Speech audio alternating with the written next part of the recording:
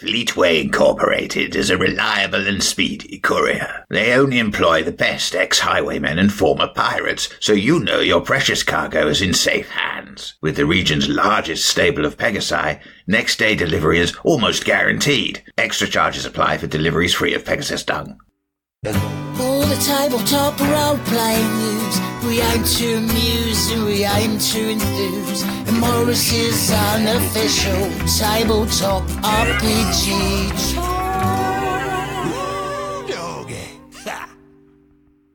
Hello, and welcome to Morrus's unofficial tabletop RPG talk. I am Russ, aka Morrus, or Morrus, aka Russ. And with me in the studio today is, as always, Peter Coffey from the Southampton Guild of Roleplayers. Russ, as ever, it's an absolute delight to be here. But Russ, there is a third person with us. We have got a special guest, yeah. Yes. Wow. All the way from America. Oh, goodness. Did you just fly in, Mike? Your arms must be very tired. Boy, are my arms tired. Yeah. It's a long, long way. So we have... shot. We have Mike Shae, who you may know as SlyFlourish, or indeed as the Lazy Dungeon Master. I am perfectly happy with all three of those titles. Do you have a preference? No. Okay. Random selection.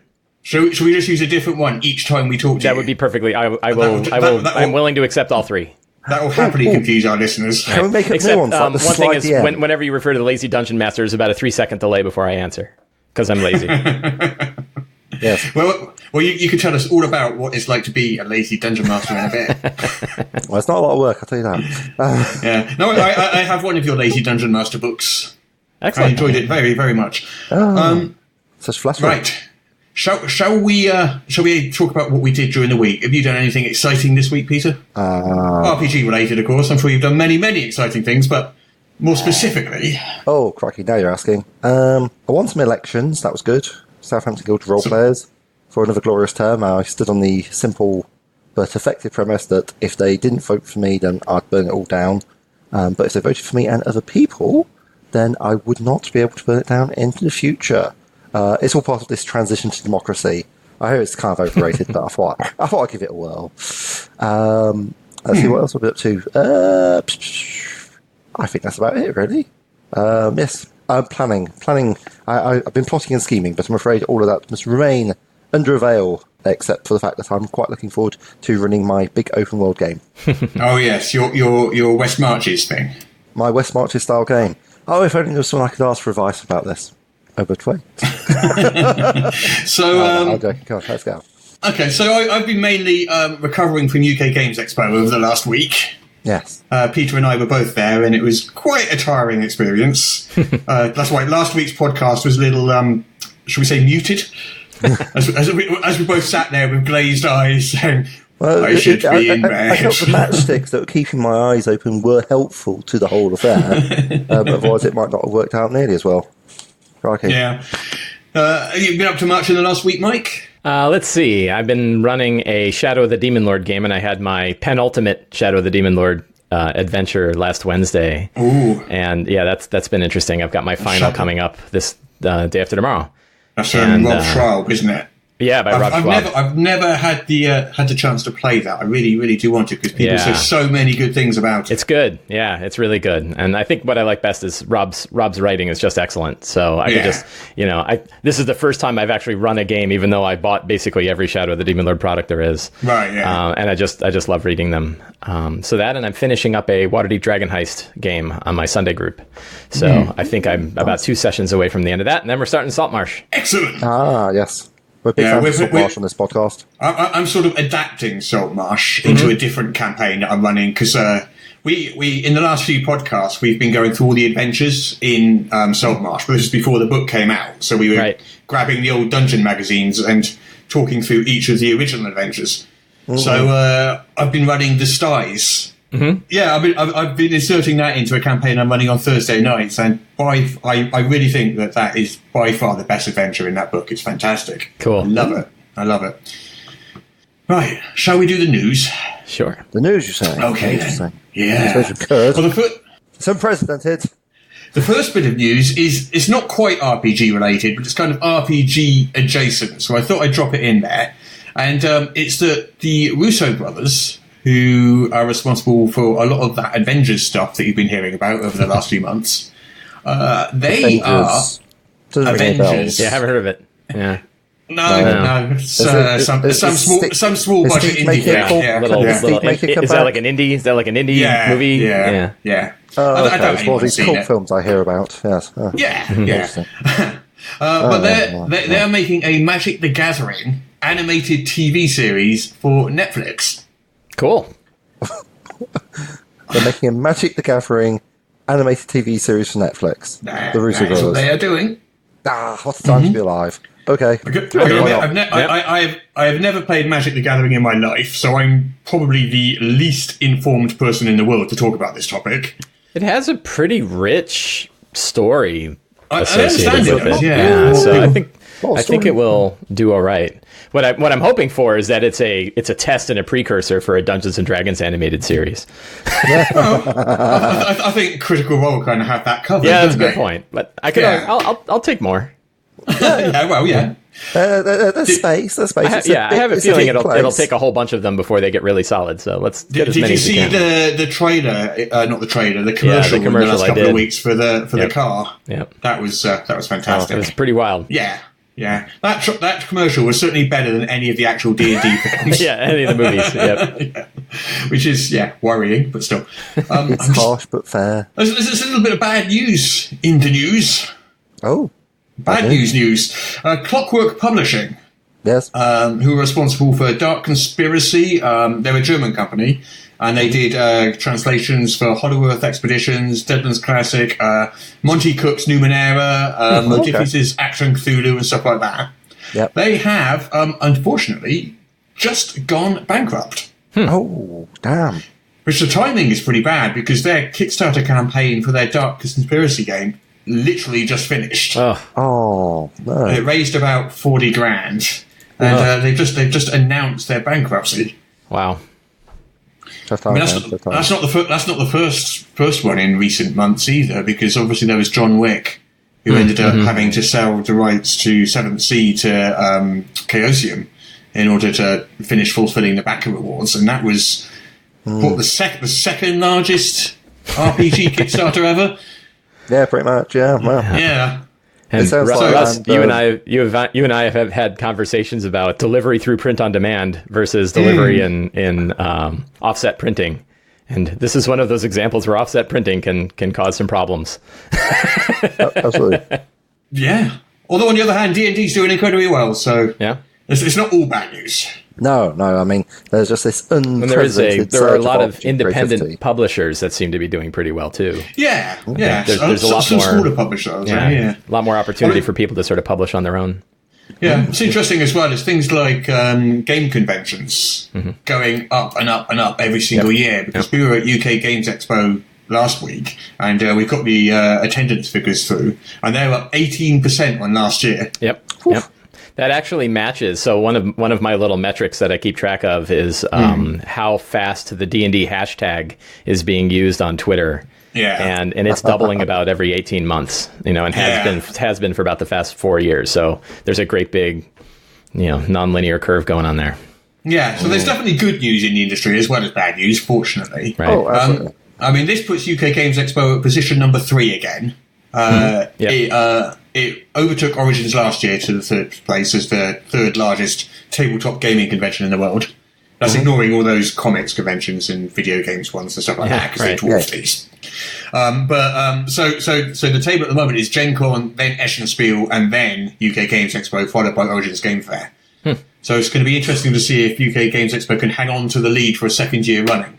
It's awesome. My wife and I were lamenting that we're not going to Origins this year. We've been going to Origins the past 4 years, but this year... I mean, that's been getting bigger every year, too. It has, and now we were able to sign up and get a hotel room, which is better than we can do at Gen Con.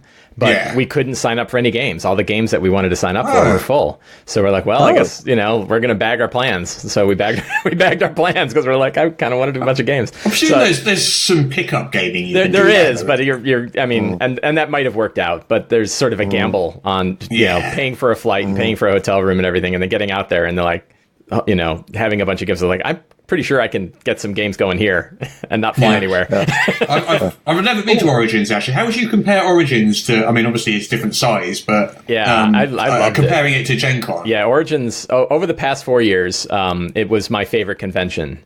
Yeah. And the reason why is it felt as big as Gen Con without being as big as Gen Con. Yeah, that's kind of how I find UK Games Expo. It feels as big, but it's got everything. It's got everything you want, and all the people I wanted to see were there. The food is they have a really nice food market right across the street that is never like you're never sitting in line outside of a food truck for 10 hours hoping to get a bad burrito. The food is good and it's easy. There's actually seats you can sit in and eat, and that is a thing you don't generally get at Gen Con. Okay, then. So, what else have we got in the news? Rocket Age. Do you remember Rocket Age from a few years ago? It was produced by... But I looked up on the Kickstarter. The Rocket Age 5e1. So it was produced by Cubicle 7 back in 2013, and it was a pulp retro future. All that Flash Gordon type stuff for what's his name with the Mekon? What's up with the Mekon? Dan Dare. And all that sort of stuff. That was it was a standalone RPG back in 2013, and it was written by Ken Spencer, and he's got the rights back to the game. And what he's decided to do is to relaunch it under his new company, Why Not Games, as a D&D 5th edition game. A D&D 5th edition, or just using the 5th edition rule set, right? Yeah, that. Yeah. So he's called it Rocket Age 5e, and he calls it a radium punk sci-fi RPG set in a 1938 that never was, and a solar system that should have been. Yeah, sure. Well, let's do it. Fair play to him. It sounds really good fun to me. I really like the look of this. I don't know how well it'll work with the 5e rule set, but the setting itself, I find really good fun, because you're talking... great setting.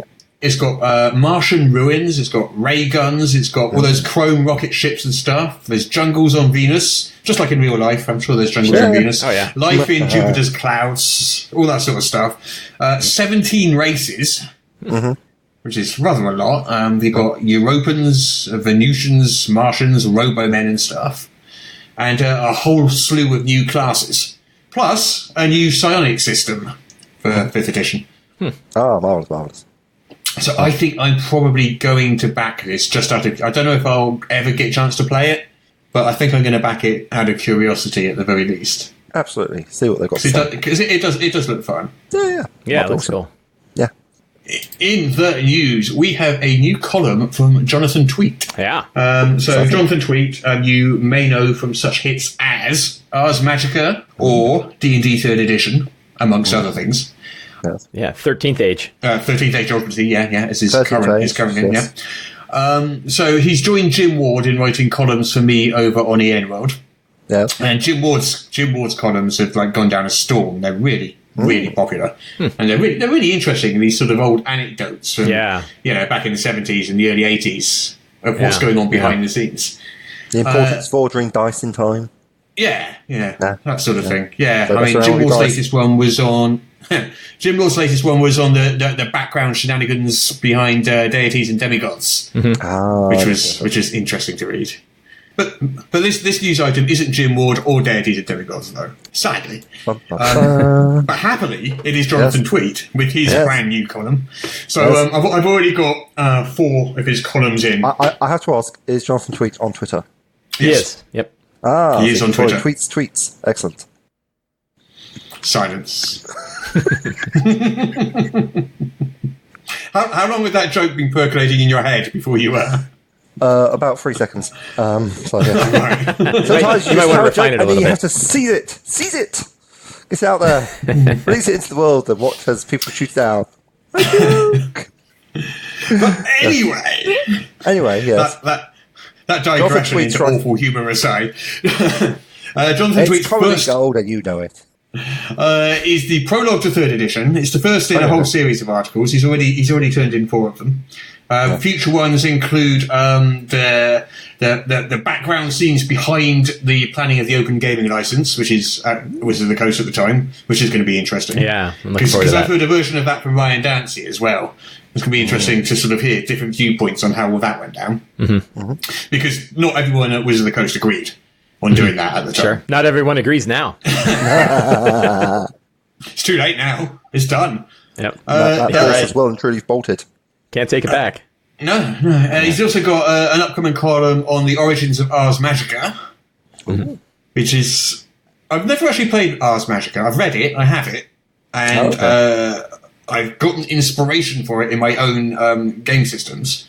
Yes. I've never actually played it myself. I don't know if either of you two have. Yeah, it's always one of those that people have told me about. I said, "Oh, it's so amazing! You have to play it," and then nobody runs it.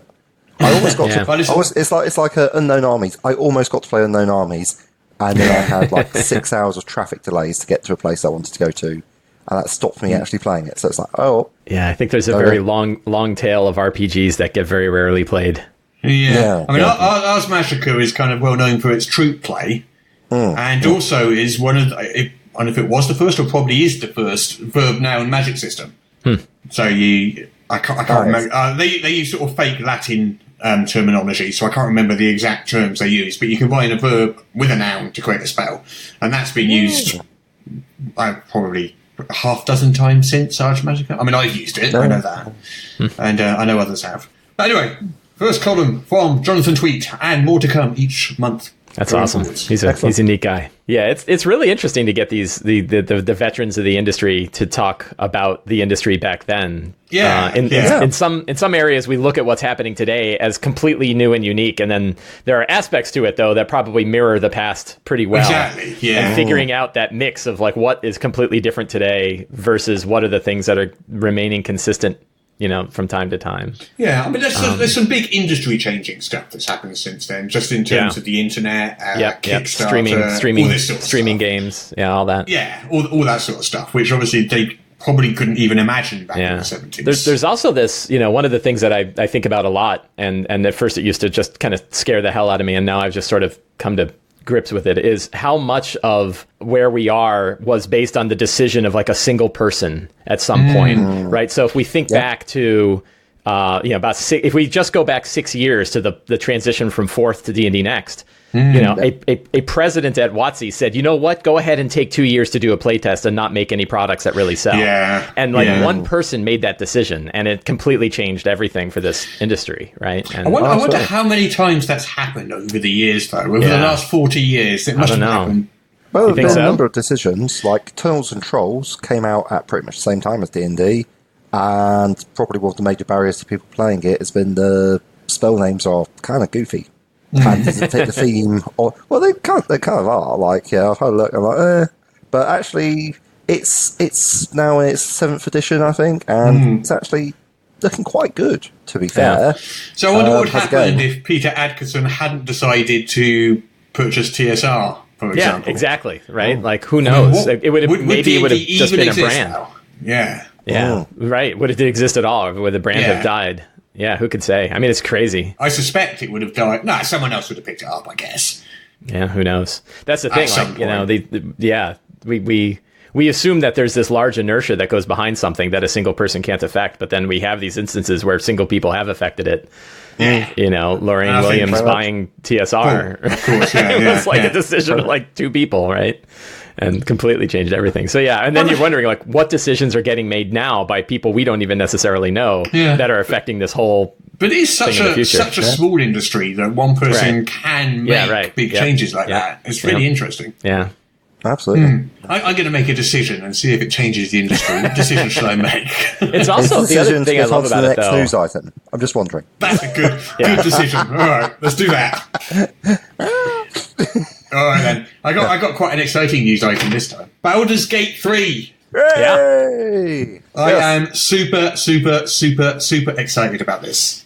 Yeah, I'm trying to tame my excitement, right? Because there's still to be variance fair, in quality. But to be fair, we don't really know anything about it yet, other than it's been announced. There's a trailer, and it's kind of based on the 5th edition. But we know who did it, We don't know how close to it will be. Yeah, we know the studio. I hear what you're saying. But it's being made by Larian Games. Right. And they made Divinity and Divinity Original Sin 2. Yeah, it's awesome. And, My God. Yeah. Yes. Yeah. Yeah.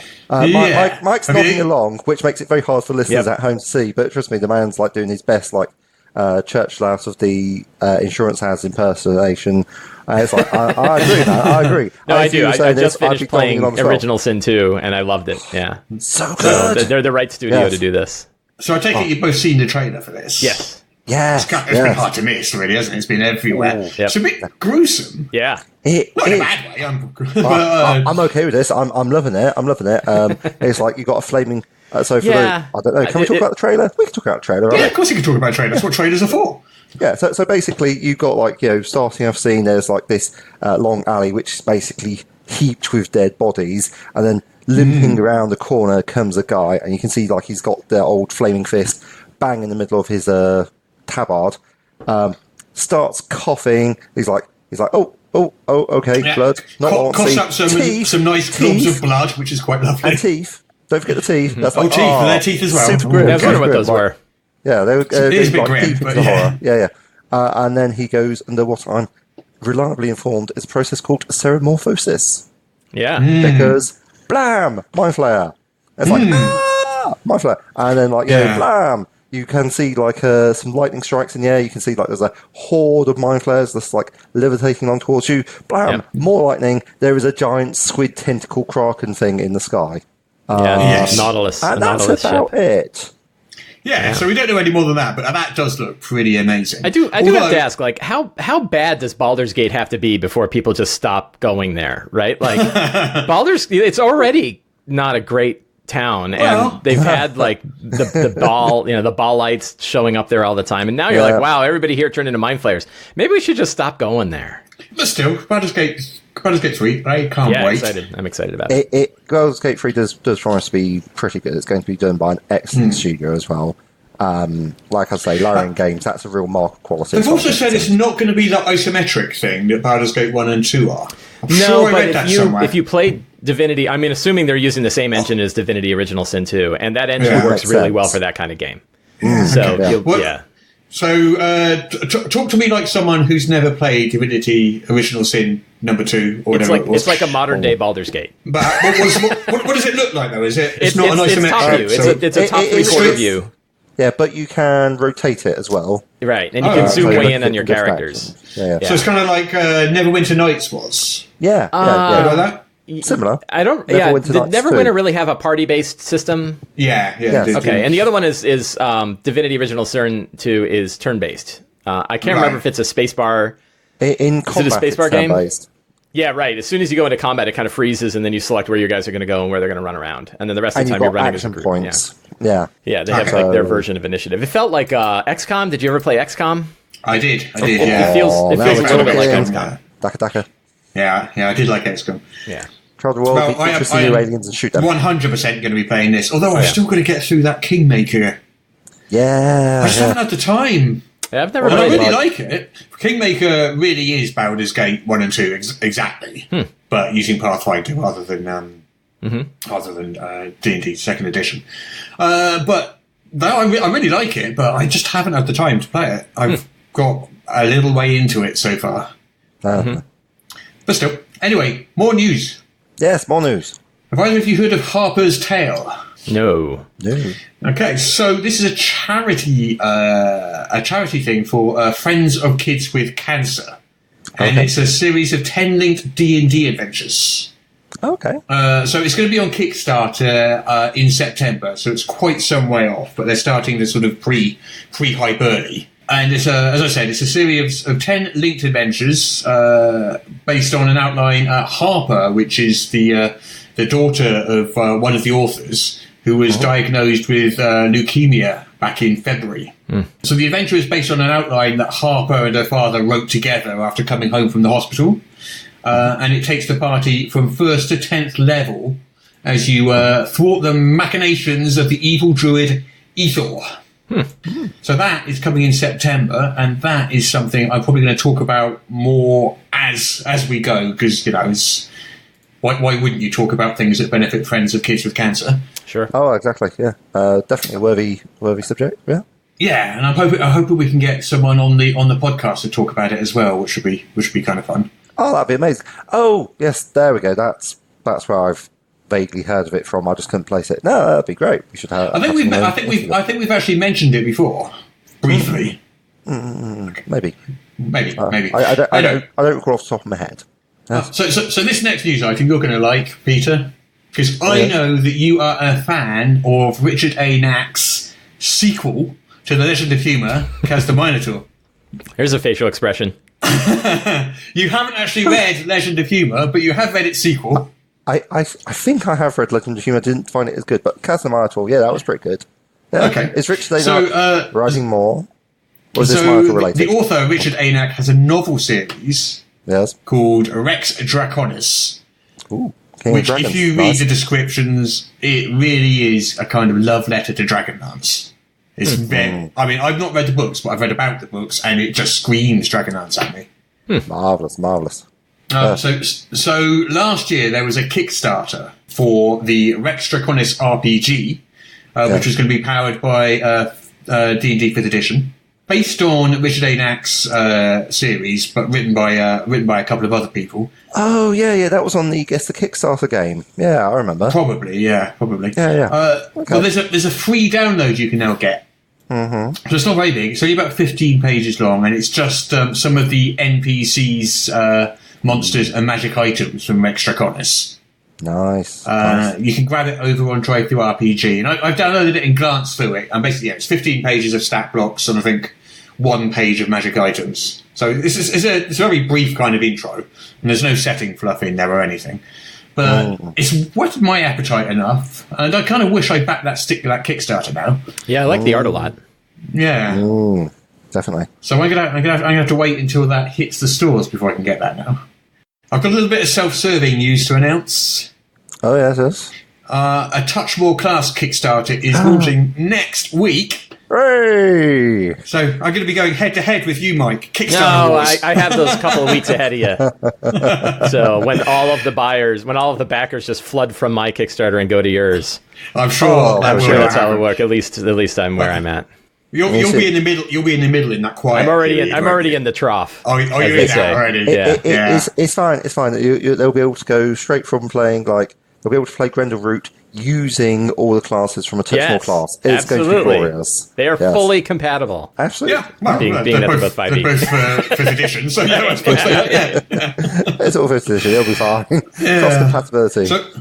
So we're launching next Tuesday, June the 18th, which let's think, when this podcast goes out, it will be Wednesday, so it'll be under a week away when this podcast goes out. Yes. At 6 p.m. UK time. Or 1 p.m. Eastern Daylight Time, or 10 a.m. Pacific. I always look at these American time zones, and I have to think to work out what they are. Pacific Daylight Time, that's right, isn't it? PDT? Yes. Yeah. Something like that. Yeah, sure, why not? Yeah. I'm still on PST. What time would it be? See, what you have to do is you have to What's PST? You have to get it so whatever time you're releasing it, it's like 2 a.m. where Wizards are, just because, like, vengeance. No, because then I sell less books, Peter, and that's a bad idea. How can we have petty revenge if we can't? If we're going to be constrained by things like selling more books? Yeah. Movies with me on. Yeah, so that was a Touch of Class next Tuesday, and quite excited. Dreading it a little bit because I hate running Kickstarters because it's such a, especially that trough that you're in at the moment. Yep. Mike, I don't like that bit at all. Yeah. So are you doing it the same way you did the last one, where the book is done and you're going to release it as soon as the Kickstarter's over? Yeah, we do that every single time. That worked well for you? It does. I mean, you lose money because you don't have all the stretch goals, and you go into it knowing that's going to happen, and people will be, begging you for stretch goals all the way through, and you've got to stay firm and say no. Because we're going to fulfill this Kickstarter straight away and move on to other things. Right. And in a year's time, I don't want to be looking back at this Kickstarter and still fulfilling it. Right. And some people are, do that and are happy to do that, but I'm not. So. And how long is your Kickstarter running? 30 days, 31 days, one of those two things, 32 days, about that, about a month. Yeah. What we always try to do is make it just over a month so that everybody's payday falls in the period. Oh, that's a good idea. I should have thought of that. I think 32 days. You're not the Kickstarter master that wrestles, and no, I am not.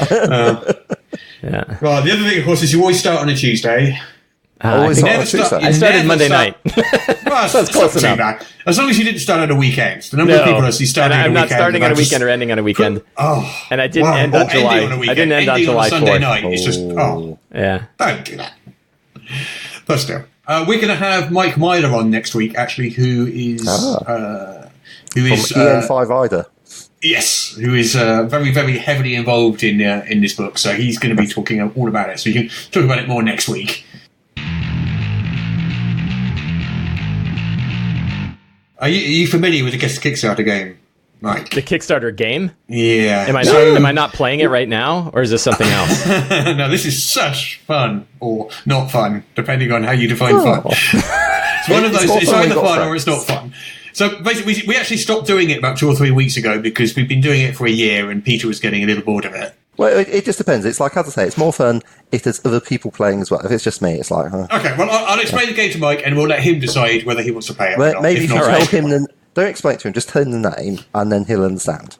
Okay, so the name of the Kickstarter... the name of the game is Our Favourite Game in All the World. Guess the Kickstarter from just the name. Your favourite game in the whole world? Guess the Kickstarter from just the name? So I read out the name of a Kickstarter. Yes. And then you have to guess what it is, literally from just the name. Okay. No other information. And then I assign a highly scientific score. All right. And whoever gets the highest I'm in. Wins the I love it. You in? You want to do it? Oh, it's fun. All right, then. Yeah. Right. One last time. Is this any Kickstarter or a RPG-related Kickstarter? It'll all be RPG. RPG related. Yeah. It might not necessarily be an RPG It's not like the best knife in the world. No. All right, then. Who wants to go? Let's do 2 each, shall we? I'll go first. You'll go first, then. Okay. Yeah. And then Mike can see how it works. Okay, then, Peter. Are you ready? Are you ready? No. To play your least favourite game in all the world? It's not my least favourite game in all the world. What is your least favourite game in all the world? We could do Monopoly is pretty... Yeah. That's probably worse, yeah. Yeah, that's not a good game. Talisman I'm not a big fan of, I'll be honest. Anyway, get on with it. All right, then. Are you ready? Yes, let's do it. Ooh. Okay. Hardwired Island. Ooh, that's interesting. Hardwired Island. Hardwired Island. Okay. I think this is an adventure, and hopefully it's likely for 5th edition, but I'm hoping it's going to be for Shadowrun, where you have like an island that they're going to, which in the sort of Island of Dr. Moreau fashion is full of like terrifying genetically enhanced monsters, but because it's like got the Shadowrun thing going on, they're all actually chromed up terrifying genetically enhanced killing machines, and you're going around exploring that. Cyberpunk Jurassic Park. Which is my poker face, so I try not to give it away. You're really good at this game, Mike. I'm looking forward to it. Okay. Yeah. That's not bad, actually. I was just summarising what you were coming up with. I loved it. Yeah. I'll give you 6.32 out of 12 for that. That's a 1,000-point scale? that is you are scientific. We're very accurate. Right. We have a spreadsheet and everything. So what this is it's not for 5th edition, but that's basically the only thing you got wrong there. So it's an original system. It's a retro future cyberpunk tabletop RPG, and so you got your Shadowrun in there. It's inspired by 90s anime. So this is things like Ghost in the Shell, Police Noughts, Bubblegum Crisis, Cowboy Bebop, none of which I've seen. Okay. The island isn't an island; it's a space station. Oh, okay. So it's slightly misleading there. So I'm going to give you an extra point for that. So 7.3. Oh, wow, a whole point. A whole point, yeah. The rest is just clearly feeling generous today. I am feeling very, very It's better than taking them up to like 6.33. Oh. Well, now you've said that, that's what we're going to do. 6.33. Oh, man, sorry. Thanks, Mike. So this is a D6-based system using, they say, a mix of old school and new school mechanics. So it's supposed to feel like it was made in the 90s, but updated for modern play. Interesting. Interesting indeed. Yes. Anyway, I think it's now Mike's turn to guess a Kickstarter. Yes. All right. Go, Mike, we believe in you. All right, then. You can do it. What is... Are you ready, Mike? I'm ready. What is Arabian Fights? Arabian Fights? Arabian Fights. I'm going to go with this is a 5e compatible RPG, because my odds go up probably significantly just by saying that. Just by saying 5e. Yeah, it didn't time. work for Pete, but it'll work for me. Like, what are the odds that we have two that are not 5e? Right? They're not good. So I'm just going to go with statistics there. And I'm going to say it is a campaign setting, or like a lightweight campaign setting set in the Middle East, and with a Middle East flair going on there. What was the old, like, Al-Qadim? Like, it's somebody who liked Al-Qadim and wants to bring that to 5e. Pretty close. Pretty close. I think you've definitely got 9.2 out of 14. Wow! Woohoo! Check you out. Pretty good score. Pretty good score. 9.2? 9.2 out of 14. Oh, out of 14. Out of 14, yeah. Man, a 14-point scale. Hang on, I got to figure out what that actually is. Alternatively, you can swap that out for a B minus. Let's see here. We got 9.2 divided by 14. Yeah, it's like a 65. All right. That is a bit harsh. That's like my high school and college you were career. close on that because it is in fact for 5th edition. Yes. See? And Pathfinder. It's not a setting, but it is an adventure. Okay. It's a modular sandbox adventure. That's a campaign setting. Yeah. Well, sort of. Basically. That's They say adventure. It says adventure right there. They know. Sandbox, modular campaign adventure. So it says your players have just survived a terrible crash in the middle of a mysterious desert. Stripped of belongings and points of reference, they see one distant spot against the horizon, with miles of glowing desert dunes in the way. So nothing about Al-Qadim. Well, it's a desert. It's a desert, yeah. All right. And it says Arabian in the title. Hey, I got 5e. There you go. You got 5e. You did get 5e. Why is it Arabian Fights? Or is it just okay. One more each then. One more each. Yes. Okay. All right then. You're going to love this one. Peter. What is... This is going to be a good one. It's the anticipation is building. It's just...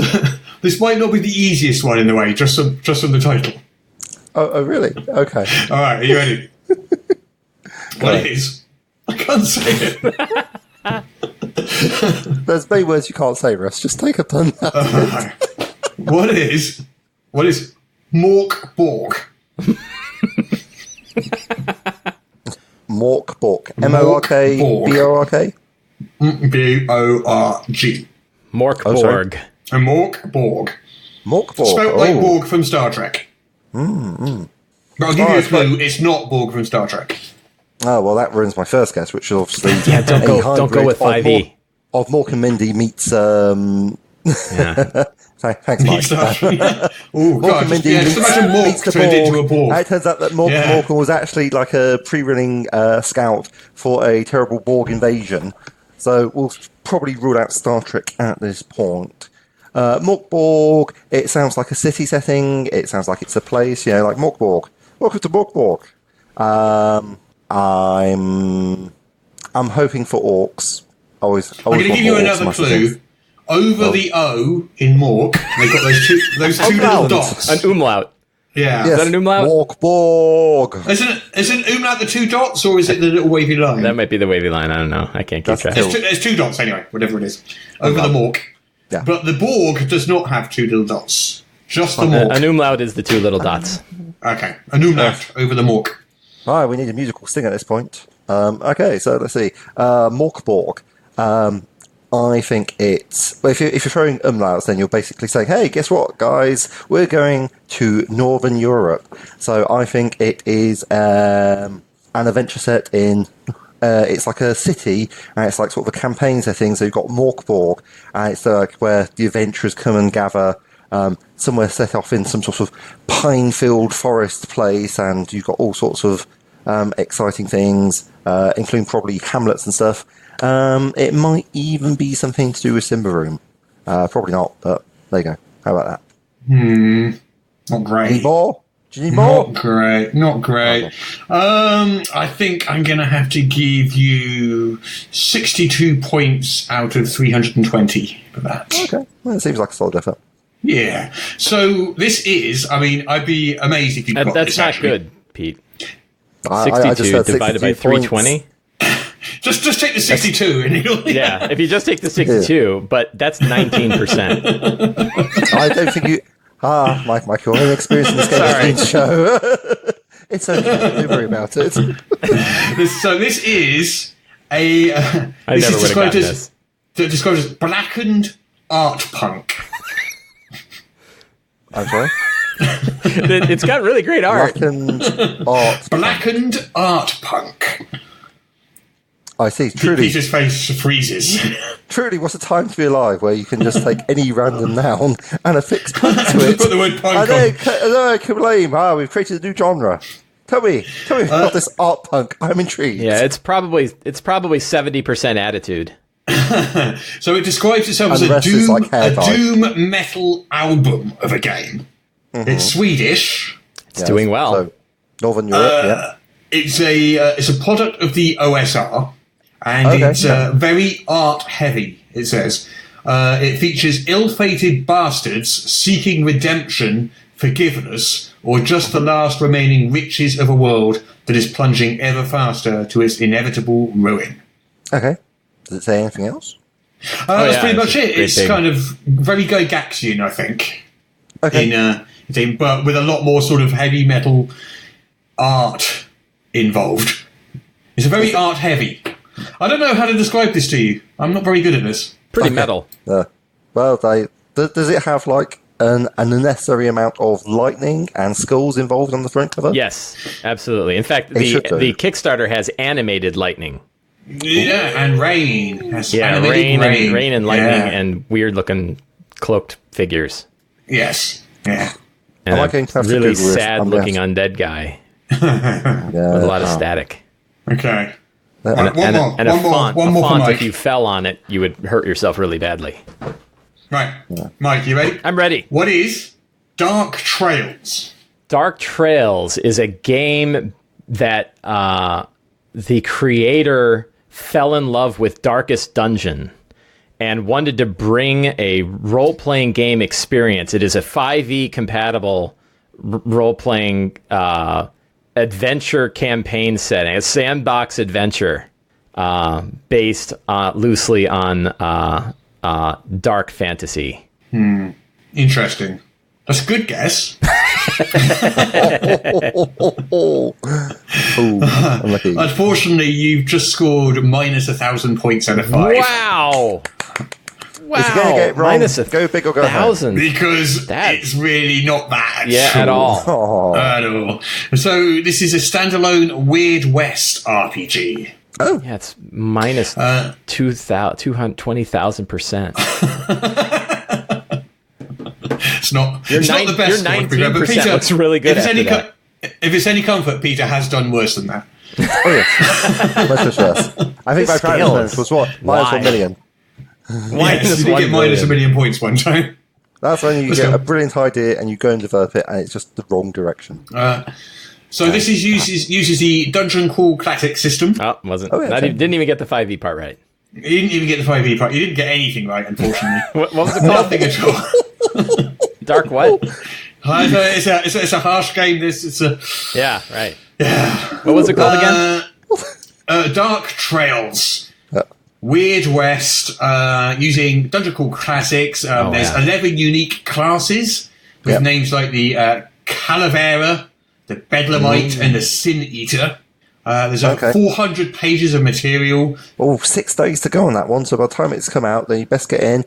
Otherwise, if you're not in by, Saturday... What's the date this Saturday? Saturday 10th? Then you won't be able to get in. But fully funded and ready to go. So, yeah. Okay. Exciting stuff. Would you like to just quickly hear some of the Kickstarters you could have been asked but weren't? Oh, yes. The Black Death D20. The Black Death D20. Is that like where you roll a D20 and if it rolls a natural one, it releases a flea with the bubonic plague? So leave that about you. It is not that. Boo. It is in fact a black D20 with a skull on either the 20 or the 1, I'm not sure which. Probably the 1, I hope. Maybe the 20. Okay. We also have Hearts of Wulin, which is a tabletop game of Wuxia Melodrama. Wuxia. Wuxia means flying people. Sorry. Yes. That's flying people. Yeah. It's like the like the Hong Kong action movies. Crouching Tiger. Yeah, Crouching Tiger, Hidden Dragon, all that sort of which I've seen. Yeah. Oh, what's that? Powered by... But I was just waiting to ask me that one because I actually know that one. That's, Powered by the Apocalypse, yeah. Yeah. There was Memento Mori. Memento Mori was a D&D 5th edition Victorian Gothic campaign setting. Yeah. There was The Deal live-action role-playing game. What happens when you merge poker with live-action role-playing? Well, you just Who knows? Poker. I don't know. You'll find out. Basically. Like live-action role-playing. Poker. Yep. Well, this is exciting. And finally, there was the Dark Eye Magic of Aventuria. Oh, that would be a supplement for the Dark Eye German game. Yeah, exactly nice. that. Okay. But those were things you could have been asked but weren't.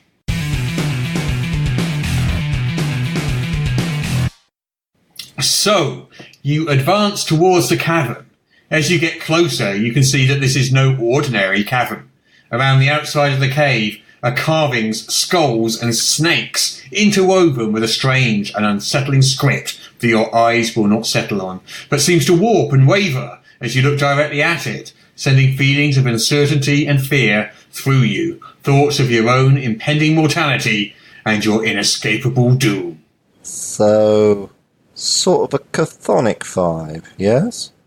Cave-like, yeah. Perhaps even Cthulhu-esque. Sort of a dread cyclopean portal is what I'm hearing. It's very large, yes. Bit of a tomb-like look is what I'm trying to get at, yeah? Yes, it's a tomb-like look. You can see that the entrance has been carved from the living bones of the very earth itself, as the mountainside towers above you. Thousands of tons of solid granite, ready to bear down upon you, crushing you like a bug. Okay.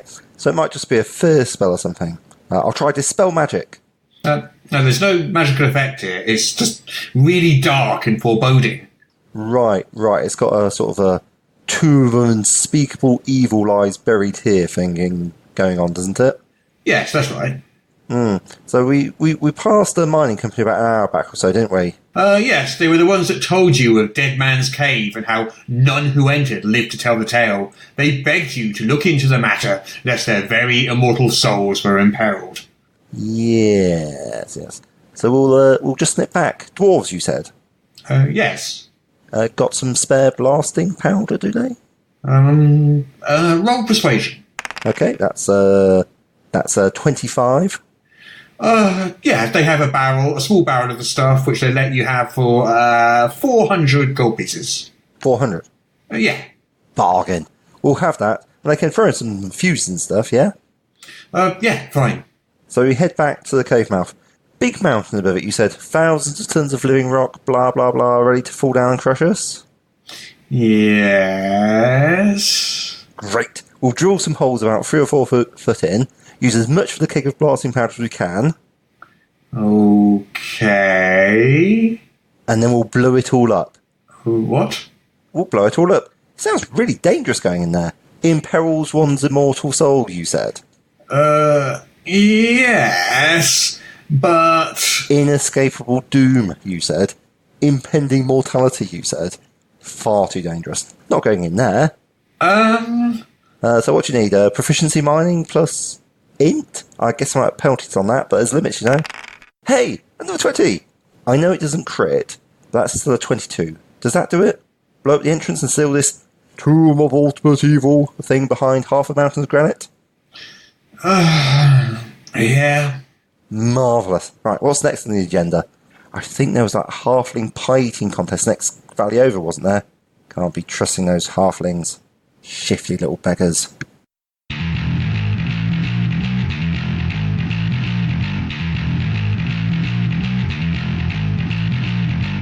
Right then, let's talk about Mike, shall we? That's my favorite topic. That's what we like to hear. Yes. Yeah. Oh, yes. I've been doing some reading. Uh-oh. Have you now? I know. It's like I mean, basically, because obviously Mike, also best known as SlyFlourish and a Lazy DM. So I took the opportunity to have a look through your stuff. Very, very focused on ways to improve your improvising. Is that fair? Mm-hmm. Sure. Yeah. Yeah. And like, again, you did, 2012, was it? The Lazy Dungeon Master, and then 2016, Return of the Lazy Dungeon Master? That sounds about right. Yeah, I think the Kickstarter was in 2016. It got delivered in 2017. No, it was later than that. Because it was my last one, so I think it was last year sometime. Oh, okay. Yeah. No worries. How would you describe the sort of basic ethos behind a Lazy Dungeon Master? The core philosophy is that it is possible that you can have a better game by preparing less. Right. Not to zero though. So damn, I'm out. Well, on the other hand, if it is zero and your games are great, then why listen to me? But yeah, the original one, the original idea behind it was that many people are busy and we don't have the time to prepare for role-playing games like we did when we were kids, and that inhibits a lot of people from being able to play at all. So if there was one possible path that would help people prepare a 3 or 4 hour game in a lot less time, then that would make it easier for people to be able to run D&D games. So that was the 15 to 30 minutes sort of jazz. Yeah, 30 minutes probably. And it depends. It obviously depends, and different people are gonna. I had one person where they're like, "Oh, my prep time is so much better now. It's only 2 hours a game." And you're like, mine was never 2 hours a game. No. And you said earlier you were quite into the statistics and so forth. Because you're mentioning them. And that is one of the things I really liked about your books, that you've actually been doing. Yeah, so I really wanted to avoid like what's Mike Shae's big idea, right? Because we all have good ideas, and we're all, many people are experienced. So I really tried to get out of my own head and talk to a lot of people and interview a lot of people that I knew. And then I ran a couple of surveys. I ran one back when I did the original Lazy Dungeon Master, and ran the new survey for Return. And then I've been doing a bunch of polls on Facebook and Twitter to try to gauge like where people generally are. And with the idea that like if a lot of people tend to like an idea, that probably that idea isn't completely terrible. So that's mostly just to try to get out of my own head. And with Return, when I wrote that, I spent probably a month just reading every book I could get my hands on, and every article, and every many videos about how people are running their RPGs, to kind of throw them all up on the wall, and then started to figure out what the vectors are between them all, and then focus on those vectors. So get the connections and the lessons that can be transferred from one RPG to another. I noticed Apocalypse World and Dungeon World, things that you've been drawing quite heavily on. And rightly so. And that was one where like I wasn't the one who figured that out, right? Like, wow, the Apocalypse World idea of fronts. That I wasn't the first one to be like, wow, this works really well for D&D. Like, I think what caught my attention is when Mike Merle said, wow, this works really well for D&D. And I was like, it's pretty interesting when the lead developer of a brand new RPG is saying, that other RPG is doing it really well.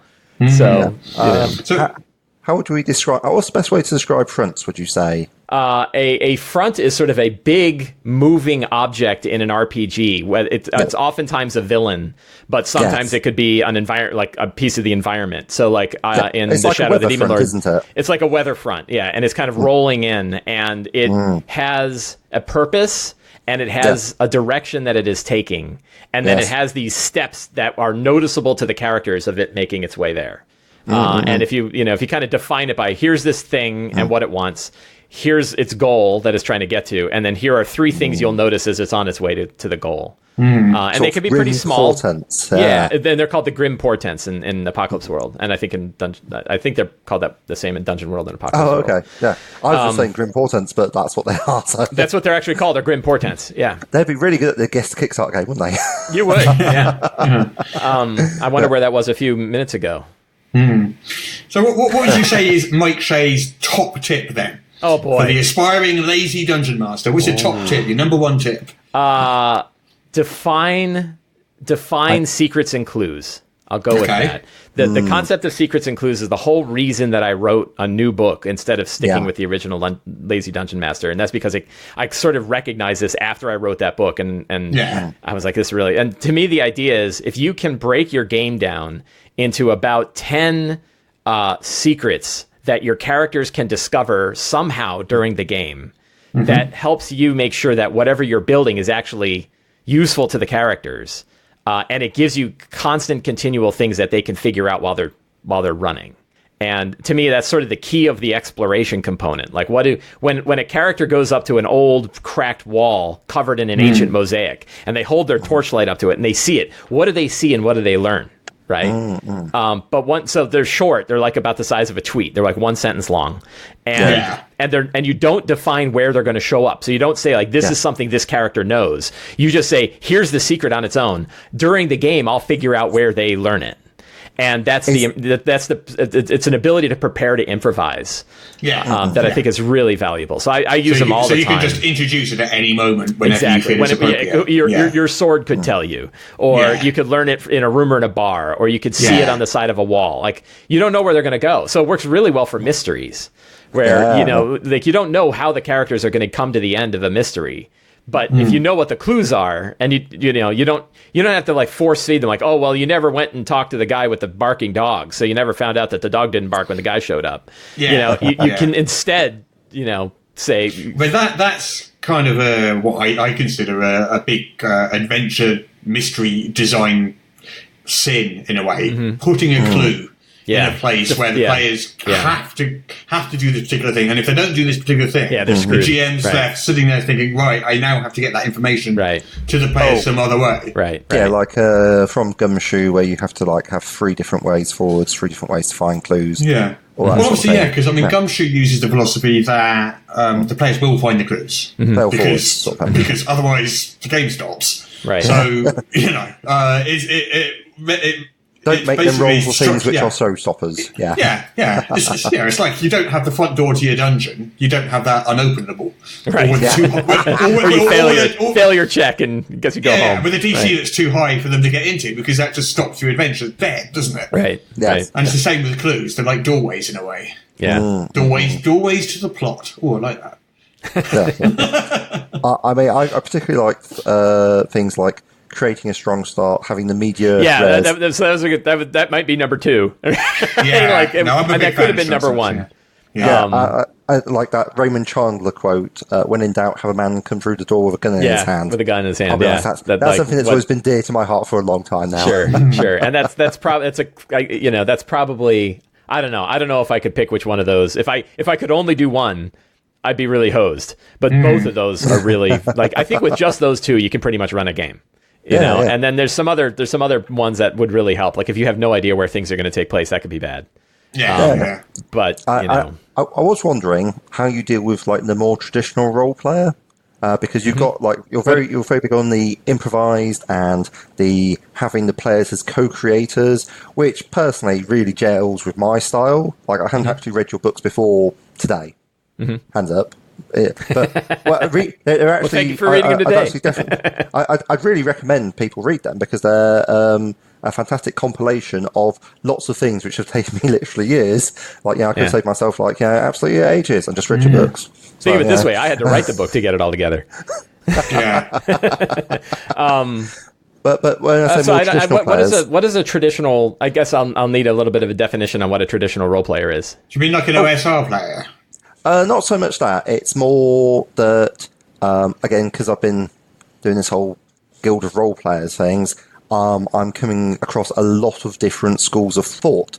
And there are some people who are very much in line with this more modern, improvising, shooting from the hip, cohort, sort of not quite troop play, but getting close to it, improvisation, which is pretty cool. But there are also people who are like, well, what I want is backgrounds from all the players, and then I'm going to weave these in around the meta-narrative. Whereas, as far as I can see, you were in the Lazy Dungeon Master pretty much against having that plot, that sort of like overarching meta plot. I don't think I'd go that far.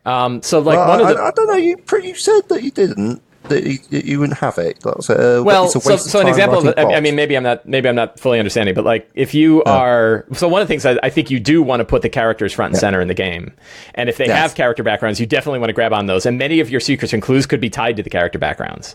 So there's definitely, the characters are first, absolutely, and step one. So I have this 8-step process that I sort of refine down in return, and step one is remember, focus on your characters, like read about them, read their names, memorize their names, and put them in your head before you do any of the rest of your prep. So even before the strong start of the secrets, clues, or anything else.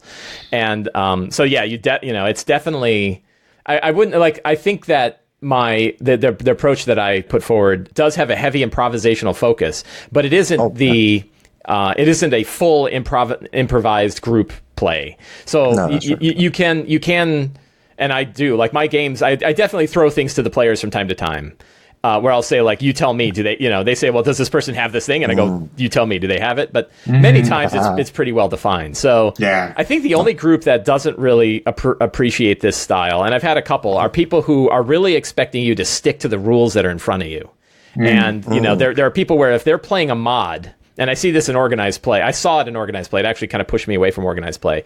That when players realized that you were deviating from the stuff that was in a mod, they didn't appreciate that. They said, there's a mod in front of you, and my expectation is you're playing that mod. And then when you deviate from it, even if it's for fun, now we're just playing make-believe. Right? Yeah. And so I've had that approach. Oh, yeah. I have sort of heard of that. And they're like the sort of people who say, if you're not running a published adventure, you're playing homebrew. Which for me, like actually hearing that just like blew my mind. There's a scale in there, yeah. So it actually it broke me away from organized play enough that like I still play all of the published adventures, but I play them without any restriction on. Well, I think if you can't bring any of your own cretivity into running a published adventure, you might as well be a computer. Right. Yeah. That's what. Well, that was my argument with the guy. Is I'm not a spreadsheet. You don't need me if you just want to play the mod. As someone who does run organised play, it is pretty clear that it says you're empowered to do stuff. So the guy, right, and actually the argument, and I got one guy in particular who I have in mind, who was upset that I changed the spell listing for one of the NPCs. And he was like, that's just cheating. And I'm like, no, like I'm empowered to change the spells that a guy has memorized, So has he read the adventure beforehand then? Yes, he actually knew exactly what was going on. He knew where all the magic items were. Oh, okay. Yeah. It's a bigger problem. Yeah. But I definitely feel, and I've seen DMs, I think DMs grab onto this more than players do, where DMs feel like if they're running a mod, they have to stick to the mod. And it takes a lot of work to get them out of that idea and that they can go ahead. The fun of the game is more important than the words that are written in front of you. And I don't know that playing with me. Yeah, well, right, with a lot of people. So my approach definitely leans more towards the, throw all the material in your head, but then let the game happen at the table. It's not happening when it's written. The story is evolving as things happen at the table, and it's way more fun. At least for me. One of my favourite things to do is if a player suggests something, even if it's completely wrong, if I think it sounds better than what's in the module or what's in my head, that's what happens now. Yeah, absolutely. Yeah. Oh, yeah, that's fairly strong advice, really. So you've definitely advocated for yes and. But I can see this being quite a problem for some DMs because if you keep going yes and, then the games can get sort of goofy. I've there's been where do you stand on yes but, no but, or just plain no?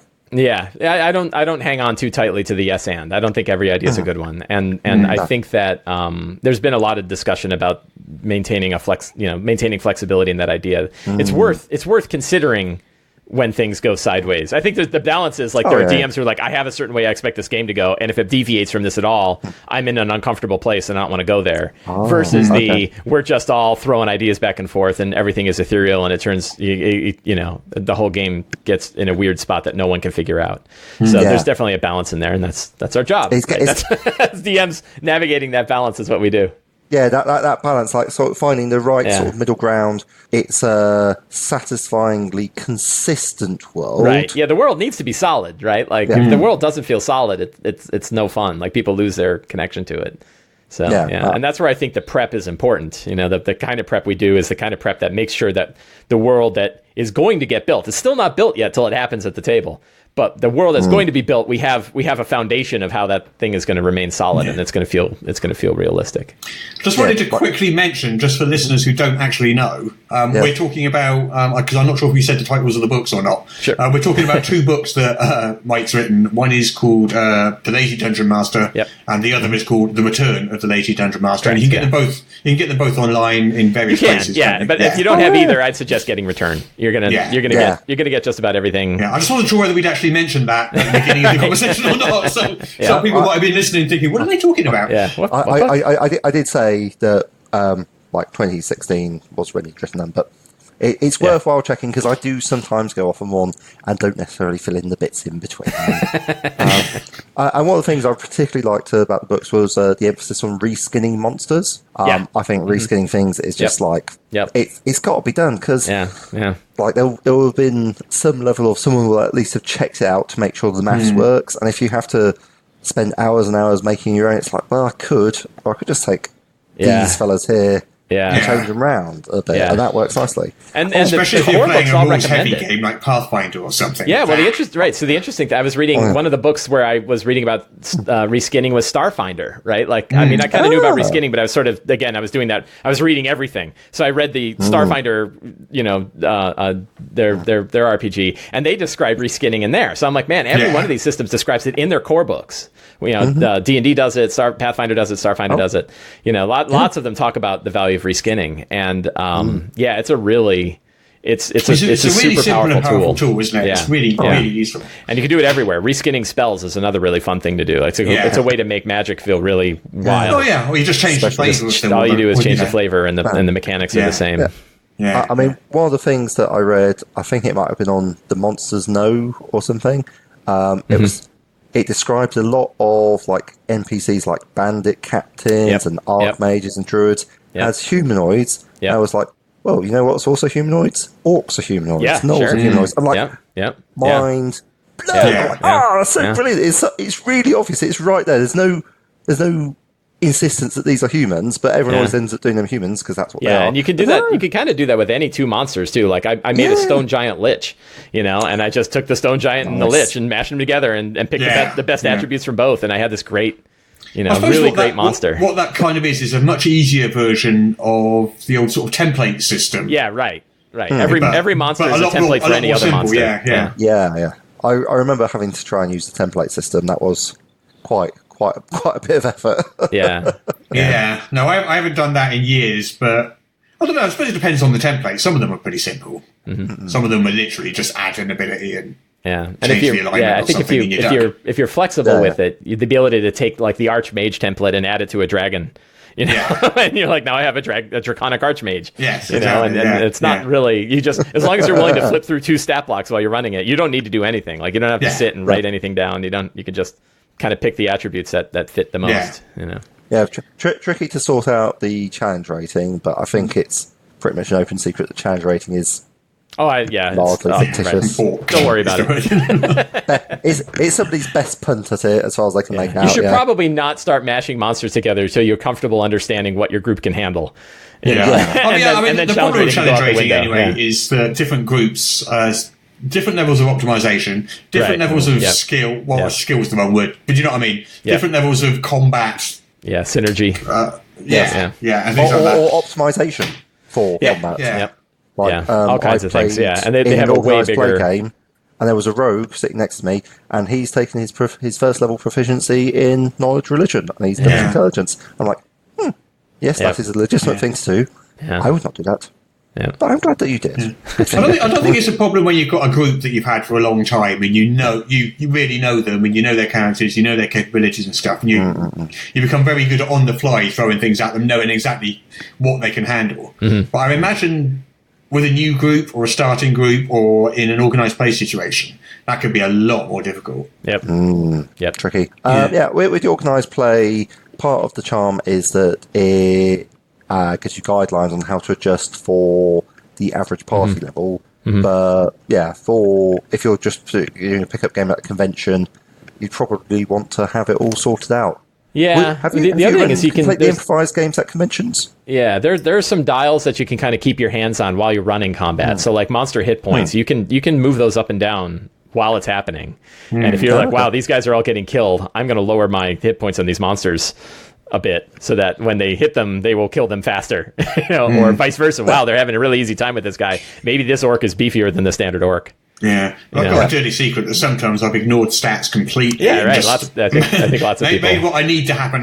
Yeah. I did a survey on that, and it turns out most DMs cheat. So. Oh, that's good then. Well, yeah, it's something that can be very, very, very make players really angry. Like I've done my own. Well, you better not let them know. Yeah. well, that's lucky. I'm sure nobody ever listens to this podcast. I'll be fine. Some of the advice in Return of the Lazy Dungeon Master, which I think is good advice, which I use myself, is things like tell the players what the monster's defenses are, like what their AC is. It's like, that's a good idea. It's a little dirty trick. Yeah. Get the players to track the monster's hit points and stuff. And again, absolutely fine with that. Like, use the standard damage for monsters. I'm like nodding along, like my own little church dog here, saying, that sounds really good. That's what I do. Because I double it for a critical, which means my crits are slightly tougher than they should be, but I can't be bothered calculating. Do you know what I mean? I've had monsters that crit on every hit. Yeah. Now the big question is, where do you roll your dice? Do you have a screen? I don't. Yeah. No. So I roll. I don't roll monster damage, but I roll. But do you roll your Do you roll? But where do you roll them? Do you roll them behind the screen? Or do you roll them in front of the screen? No, I roll them in front. Everybody sees my rolls. Yeah. I roll in the open. Nice. Yeah. That's going to make changing the rules on the fly a little bit difficult. It is, but there's a lot of other variables that you can cheat on besides that die roll. Yeah. Well, don't tell us. Otherwise, give away all my tricks. So, Mike, you've got a Kickstarter running. I do. Yes, you do, which is the big reason for being here today. So, I need you to tell me something. What is a Grendleroot, and where can I find one? So you can find one in that mountain. There is only the one. I will give you two answers. The mountain is called Black Claw. It is the center. Sounds like a nice holiday destination. It is actually. It's actually a very nice place. If you go there, the whole book surrounds 10 adventures that take place inside this one mountain, and they surround an outpost inside the mountain called Deep Delver's Enclave, which is actually a very nice place to go and hang out. And there's lots of other adventurers that hang out there, and everybody just loves exploring this mountain and discovering crazy things. One of those crazy things is a otherworldly sentience called the Grendleroot. And the physical manifestation of this Grendleroot are these huge, unbreakable black metal spikes that are sticking out through just about everything in the mountain. So they can stand anywhere from 4 or 5 feet tall to 20 or 30 feet tall. Most of the time they appear to be like a big claw or a thorn, but sometimes they might actually grow into other weird organic shapes like a tree, or even there's one area that has a fern grove made out of this stuff. But it cannot be broken. Like, if you fall on top of one of these ferns, you will be diced to ribbons before that fern will bend. And they're all connected to this sentience that is conscious, and people can kind of tell it's conscious, but they don't exactly know what it wants or what it's doing, and it may not know what it wants or what it's doing. But I largely left the direct origin of the Grendleroot open so that DMs can decide, is it a child inside of an alien seed? Is it a demon that has gone crazy wild? So you put like a default kind of background for it, and then said, if you haven't got a better idea, use this. That's what I did. I have a use your default own one. idea. That's exactly. I start with use your own idea, but if you don't want to come up with one, here is one. The preview, there's a 20-page preview PDF on the Kickstarter, has a whole section on it called "What is the Grendleroot?" because that's a common question. It's reasonable. I mean, I was wondering how someone who's famed for really advocating for improvised play is going to do pre-written adventures. I'm a big proponent for running published adventures overall. And the reason why is because if you think about, to me, it's economics. How much money did it cost Wizards of the Coast to make Storm King's Thunder, right? And how much are you paying to buy it? And compare the ratio of those two things. And the amount you cannot pay. I don't know, maybe you can. You could be independently wealthy. But if you could not spend enough money probably to make a product like that for your own home game. right? But you can go buy it, and you have all that artwork and all the maps and all the playtesting and all the design and all the editing that went into this published adventure. So I think that there's a tremendous value in taking a published adventure, but like we've been talking about, then twisting it to your own evil purposes, right? Like we don't run them as is. So like I'm running Waterdeep Dragon Heist, and mine is completely off the rails. You know, I told them yesterday, I told them, hey, you guys are now level 6, and 2 of the other DMs in my group are like, I thought this adventure ends at 5, and I'm like, not this one, right? And they're like, wow. So, you know, but I'm squeezing as much as I can out of that book because a lot of production value went into it, so why not use it? So with Ruins of the Grendleroot, the philosophy really has been, because I've been spending so much time thinking about how to make DMs' lives easier, what is the heavy lifting that I can do for DMs in this book to make it as easy as possible for them to prepare and run it? So a lot of again, I have those like 8 steps in return, and I don't just fill out the outline. Locations as well, yeah, right. So that's a hard one, right? Like if you don't have those locations, like thinking up 7, I'm doing it for my Shadow of the Demon Lord game, right? Like what are the 7 to 9 interesting locations that they might discover while they're exploring? And I got to sit and think, and I got to look through artwork and think about movies I've seen and think about books and kind of mash ideas together until I have them. Or I could get a published adventure, and there's my 7 to 9 fantastic locations, right? So like Ruins of the Grendleroot obviously focuses heavily on location on location stuff. There's art, like professional artwork from Jack Kaiser that shows these shows these locations in detail. There's maps by Elven Tower that really give you a nice big full color map of the area. And that's because like you're probably not going to go pay Elven Tower to make a map for your home game. But, here you can buy a book, for $15 and you have the full, you have all the maps done for you, right? So that figuring out how to do the heavy lifting for a DM is what this book is about. Yeah. So you take your own advice from your previous 2 books and you incorporate it into the design of the adventures. Yeah. So. And the outline of the adventures will be familiar to people who know what Return is, only the hard parts are filled out. Right? Yeah. So this is 10 adventures? Yep. Levels 1 to 5, all centered around a central community from which I presume you branch out into different adventures in different directions. Yeah. And you can play any of the 10 in pretty much any order. So they're designed to be, they're designed to be played as a one-shot adventure if you just want to go to a convention and run a single session, and you get to pick which one you want. We put together, so James Intercasso designed did the development for a set of pre-gen characters that are built on the SRD, built on 5e's system. Yeah. That you can level from 1 to 5 right on the sheet. They were designed by a fellow named Eric Nowak. So we have this like 60-page character sheet. I think 40 or 60 page. I think it's a 60-page bundle of pre-gen characters that level from 1 to 5 right on the sheet, which means you can play any of these with a pre-gen and they're ready to go. But then they can also be played in a series. So there's actually like a mini campaign that where 5 of these adventures are sort of tied together. They don't have to be, but there's like a central theme to it, which is what the hell is a Grendleroot, is sort of that theme. Sure. So do you have a favorite? These 10 adventures? Oh man, I don't know. Is it like choosing one of your children? Yeah, it really is. It's like Sophie's Choice. I do. I have one that I really like, and it's because it ties to I did another book of adventures called Fantastic Adventures, which I did a couple of years ago, and there's an adventure in there that was kind of my favorite called Gloom, in which it's kind of based on John Wick. There's this female priestess who has been working at this monastery as just like a low-level priestess for 50 years.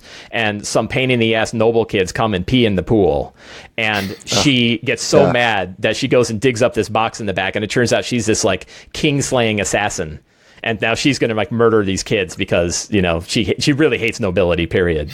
And so the party has to go stop her before she manages to wipe out this whole group. So in this one of the central NPCs in that adventure is the sheriff of the town named Ruth Willowmane. And I moved her, she retired as the sheriff and moved to Deep Delver's Enclave. But now the two other assassins that were part of the same assassins group are now coming to Grendleroot to hunt her down. And it's sort of a tower defense adventure because the assassins are actual 5e assassins. They're CR7. They'll hit you for 42 points of damage if they hit you, and you're 3rd level or 4th level, so you're not going to stand up to them. So you have to lure them to this monster's graveyard and then use the remnants of this graveyard against the assassins before they come and kill you. So you have to go all A-team on them. You have to go A-team on them. Yeah. And it's kind of like, first you have to figure out like what's this place, and then you figure out how do we set this place up to go kill those assassins. And yeah, it's a fun. I think I ran it once, and it was a fun structure to the adventure. So that's probably favorite. I'm still having a hard time saying favorite, but that's a memorable one that I've really enjoyed. So on your Kickstarter, you've got a massive preview there. I do. Yeah, the first adventure. I always want to lean towards the man. I gave away too much. Yeah. I mean, I was reading through it yesterday, and it took quite a while because you've given away quite a lot there. So you've got the first adventure and the whole introduction to to the book. And it's still a little less than I would have liked to give, because I would have loved to add the Detail for Enclave chapter as well. Yeah. But that's really a lot. Here's the whole city as well, or the whole town. People need to buy something. Yeah, right. Like, wow. But I do, more so than just, shilling my own work. I really wanted to give something out there where, you can grab the basic rules in this and play D&D. And again, a fair amount of effort went into this. Scott Fitzgerald Gray, who's an editor for Wizards of the Coast, is doing all the editing for this. So when you get this free adventure, you're getting something that I consider to be as good as anything out there that you would pay for. Yeah. But I want people to have that opportunity to be able to play it for free. So that was important. And then hopefully they play it and they love it, and then they want to, they want 9 more. Well, hopefully, yeah.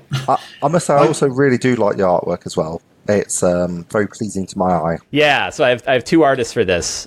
Jack Kaiser, who has done a lot of work for Shadow of the Demon Lord and work for other groups. And I just fell in love with his location art. I think he has a really great style. The back cover, I don't know if you saw the back cover, has like the two adventurers hanging out, having a coffee, and behind them is this crazy tower. Yeah, that right. He did that. I've got that right in front of me right now. Violet light into the sky. Yeah. So Jack is doing a central location piece for every one of the 10 adventures, and then Brian Syme, who's a artist that has done a lot of work for Kobold Press, is doing a lot of the character art. So I think we've got about 20 pieces of character art that we're throwing in here. So a lot of art. And Mark Radel is the art director for the book, and Mark is also the art director for all the Kobold Press books. So I had this dirty trick of, like, I looked at Kobold Press's stuff, and I'm like, I would love to be able to make something that looks like theirs. And then I hired their art director and their a couple of their artists. So that's the way to do it. I'm like, it looks like that. So the art direction and the design is all done by Mark Radel, and then Scott Gray is doing the editing and the layout. So yeah, it's going to be pretty great. And we're pretty far underway too. Like, of the maps, I have 7 of the 11 maps already done. All of the writing is done. Well, so almost all of the writing is done. I haven't yet written the stretch goal stuff. I'm about halfway through, a little bit more than halfway through one of them, but I want to make sure we get to the stretch goals before I write 12,000 words. I might end up writing it anyway, because it's so ingrained in my head. I don't know if I can not write it. But I'm like, I better focus my attention on the stuff I know I'm going to be delivering before I start spending a lot of effort on the stuff that I don't know that will get delivered. So, one thing I do like about this is you lean quite heavily into having fun. I mean, you think at first from the name of it, and maybe with the places called Blackclaw and all this sort of stuff. Yeah. My first impression was it was going to be quite dark. Right.